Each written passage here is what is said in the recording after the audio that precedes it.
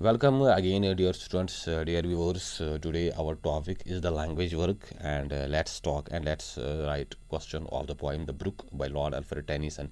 It's poem of class 8th English. So we have already gone through its textual questions and already gone through its poem. तो हमने इसकी जो poem है और उसके questions हैं वो हमने already पढ़ाए हैं, वो आप देख सकते हैं. तो आज उसकी language work देखेंगे.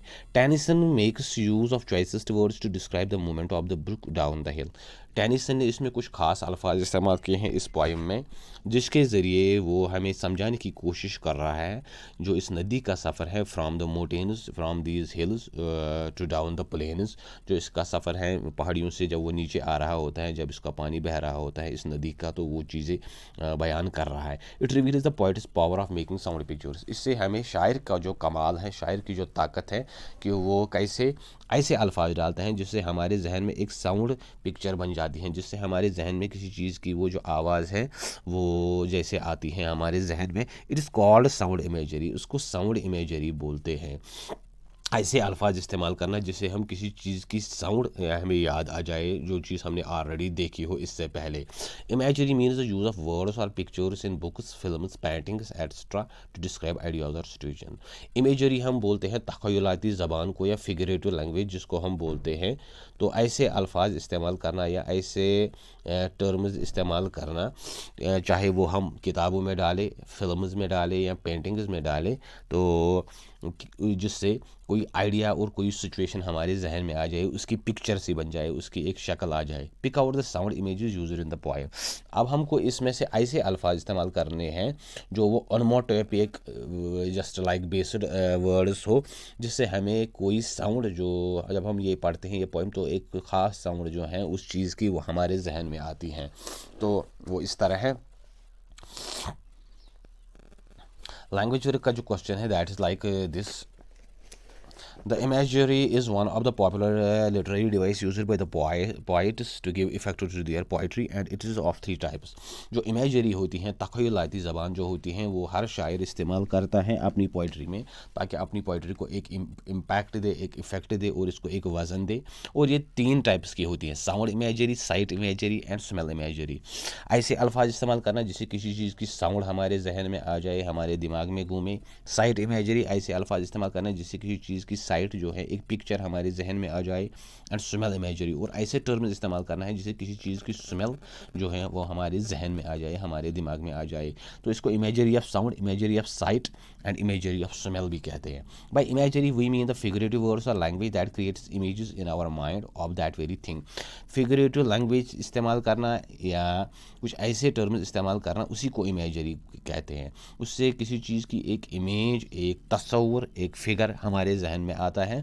तो the sound images used in this very poem, और जो ये पोएम है ब्रुक, उसमें से जो साउंड इमेजेस शायर ने डाले हैं जिससे एक वो ख़ास आवाज़ की तरफ हमें इशारा करना चाहता है. और वो जो वर्ड्स हैं वो इस तरह हैं: सैली है, बिकर डाउन है, हरी डाउन है, स्लिप है, चैटर है, शार्प्स एंड ट्रबल्स है, बबल है, स्लाइड है, स्टील है, मरमर है, etc.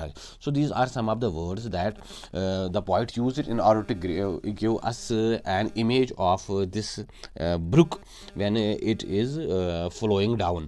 तो ये कुछ ऐसे अल्फाज हैं जो अलग अलग ये जब ब्रुक का जो सफ़र है उसको बयान करते हैं, कैसे ये ऊपर से नीचे आ रही होती है. सैली है वो सिरकना, बिकर डाउन नीचे की तरफ आना, हुरी डाउन तेज़ी से नीचे की तरफ जाना, स्लिप करना, चैटर वो शोर करना जो पानी का होता है, शार्प्स एंड ट्रबल्स जो ये इन पत्थरों और उन कंकरों से जो ये पानी गुजरता है, बबल इसमें से जब वो बबल आते हैं, स्लाइड मीन्स नीचे की तरह गिरना, स्टील मीन्स चोरी से चलना, चुपके चलना, मरमर मीन्स वो आवाज़ थोड़ी मध्यम आवाज़ करना. So this are some of the words, sound images, sound words that have been used by the poet in this very poem. इसके बाद जो दूसरा क्वेश्चन है इसका, that is find out the visual images used in this poem. अब हमको कुछ इसमें से विजुअल इमेजेस ढूंढने हैं, ऐसी पिक्चर्स, ऐसे वर्ड्स जिससे हमारे जहन में एक पिक्चर आती है of some vision, of some जो साइट के बेसिड पे हो.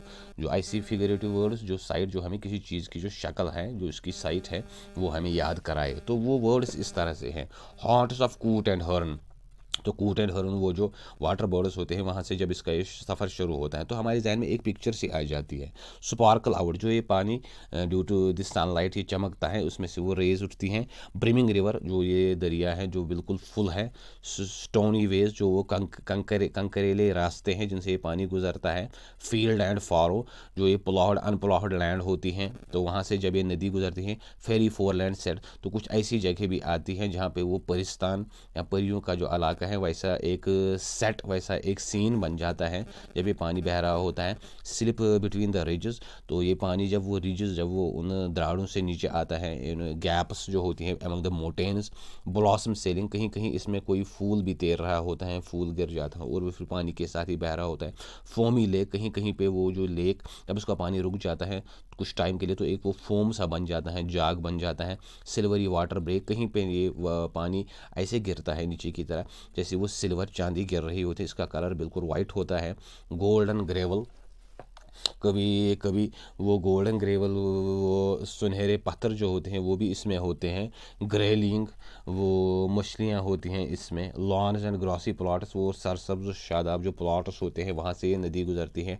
फॉरगेट मी नॉट्स, वो जो फूल होते हैं फॉरगेट मी नॉट्स वो इसमें कभी कभी इसके साथ में होते हैं। आई स्लाइड, आई स्लिप, आई ग्लूम, आई ग्लांस, तो ये बताती हैं आई स्लाइड मैं नीचे की तरफ जा रही होती हूँ। आई स्लिप, मैं स्लिप करती हूँ। आई ग्लूम, कभी कभी मेरा वो जैसे वो ग्लूमी इसका जो वो मूड बन जाता है। आई ग्लांस, और कभी कभी मैं वो ग्लांस भी करती हूँ, कुछ देखती भी हूँ। सनबीम डांस, वो सनबीम जो होती हैं वो इस पानी में बहते हुए पानी में वो जैसे डांस कर रही होती हैं। ब्राम्बली विल्डरनेस, वो जो ब्राम्बली होते हैं जो वो बिल्कुल वो बंजर ज़मीन होती हैं जिसमें वो कांटे होते हैं etcetera. So these are some of the words that give us visual images, और ये हमारे जहन में एक पिक्चर बनाती हैं उन चीज़ों की जिनके बारे में ये पोइम में शायर बयान कर रहा है। इसके बाद जो इसका लास्ट क्वेश्चन है that is describe a paragraph of 100 to 150 words on a picnic you recently had। आपको 100 से 150 वर्ड्स पे एक पैराग्राफ लिखना है एक पिकनिक के बारे में। कोई आपने कभी पिकनिक किया हो, किसी खास जगह गए हो जो आपने रिसेंटली किया हो, तो वो इस तरह से है। After a long discussion, our class finally decided to have a picnic at a museum। काफ़ी टाइम तक डिस्कस करने के बाद with our classmates, तो हम ने ये फासला किया कि कहीं पे पिकनिक करे, कहीं पे जाए। The museum is situated in the city next to hours.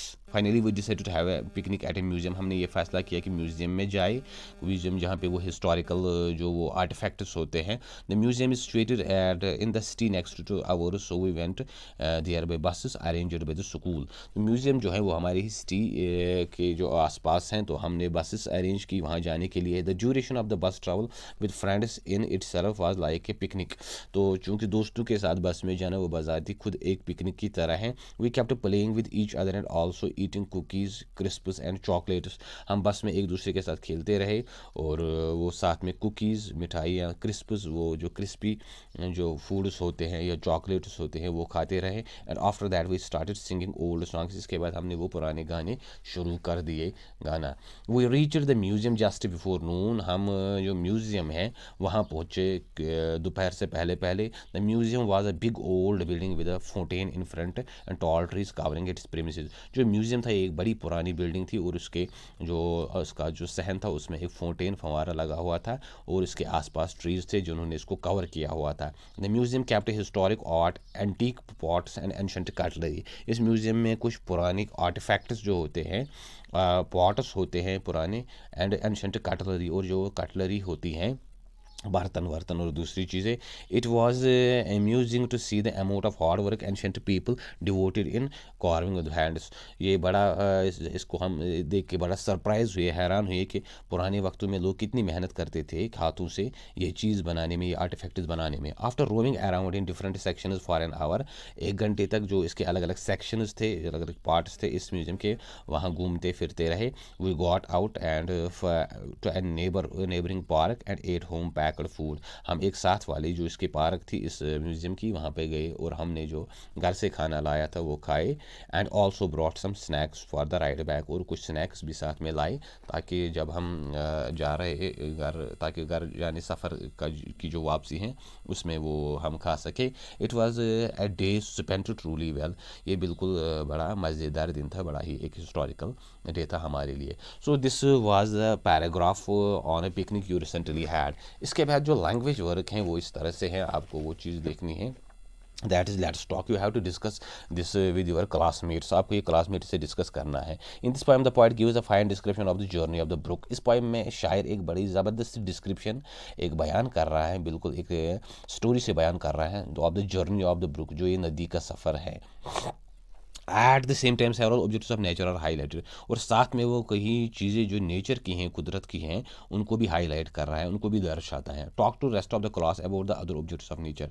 Now you have to talk with the classmates of the other things that the poet has talked about. तो शायर ने इसमें जो दूसरी चीज़ें यहाँ पे हैं, इसमें वो पुल्स के बारे में बताते हैं, वो जो अलग अलग जो ग्रास लैंड्स होते हैं, ब्रामली विल्डरनेस हैं, या जो अलग अलग वो जानवर होते हैं, या कुछ ऐसे सीन्स वो फेरी फोरलैंड सेट, तो अलग अलग चीज़ों के बारे में जो वो बयान कर रहा है। You have to discuss these very things with your classmates, आपको क्लास में ग्रुप्स बनाने हैं of 2 to 3 students, and you have to discuss this very thing. ये बड़ा इंपॉर्टेंट होता है आपकी जो इंग्लिश है उसके इम्प्रूवमेंट के लिए।